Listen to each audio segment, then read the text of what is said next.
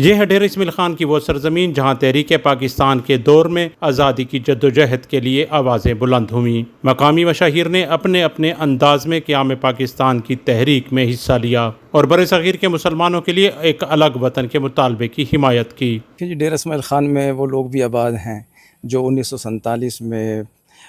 بھارت سے ہجرت کر کے اور پاکستان آئے۔ ہاں، مقامی مشاہیر کے ساتھ ساتھ ان لوگوں کی جو قربانیاں ہیں تاریخی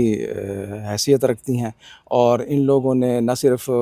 ہجرت کی، اپنی جان مال کی قربانیاں دیں، عزتوں کی آبروؤں کی قربانیاں دیں، بلکہ ڈیرہ اسماعیل خان میں آ کے ڈیرہ اسماعیل خان سمیت ان کے مشاہیر کے ساتھ مل کے، یہاں کے لوگوں کے ساتھ مل کے پاکستان کے لیے خدمات سر انجام دی اور امن کے لیے، ترقی کے لیے، خوشحالی کے لیے اپنا کردار ادا کیا۔ پیر عبداللطیف زکوڑی، محسن علی عمرانی، مولا داد خان بلوچ اور اسحاق خان کنڈی سمیت کئی شخصیات آج اس دنیا میں موجود نہیں، تاہم ان کی قبریں اور ان کی اولاد ان کے وجود اور ماضی کی یاد کو زندہ رکھے ہوئے ہیں۔ تو جب پاکستان معرض وجود میں آیا تو 1955 میں جب قومی ترانہ نشر کیا گیا ریڈیو پاکستان میں، تو پہلی دفعہ 1955 میں اسلامیہ سکول میں ایک جشن آزادی 14 اگست کا پروگرام رکھا گیا، اور پہلی دفعہ مولانا محسن علی عمرانی نے تحریک پاکستان کے حوالے سے سب سے پہلے قومی ترانہ پڑھا۔ جب 1956 کے جو انتخابات تھے، ایک ایک گھر میں جا کے نوجوانوں کے ساتھ مل کے انہوں نے، بزرگوں نے کام کیا ہے، اور جب تقسیم پاکستان کے بعد ہجرت کا مرحلہ آیا تو یہاں ڈی خان میں جو جتنے بھی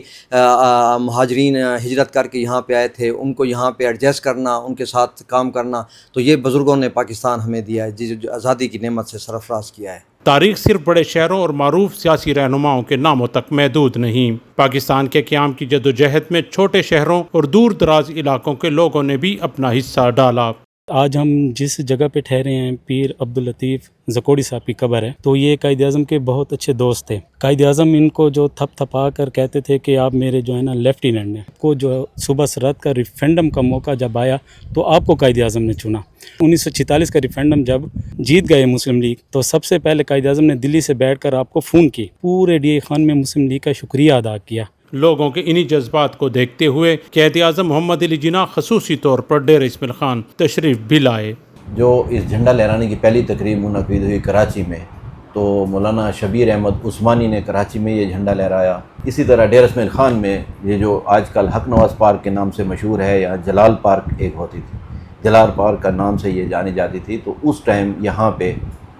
سردار غلام رسول خان نے پولیس آفیسر کے ناطے یہاں پہ جھنڈا لہرایا تھا، اور وہ ایک تاریخی واقعہ ہے جس کو ہماری قوم ایک بھول چکی ہے، اور اس کا کہیں پہ یہ گورنمنٹ سطح پہ اس کی پذیرائی نہیں ہوئی۔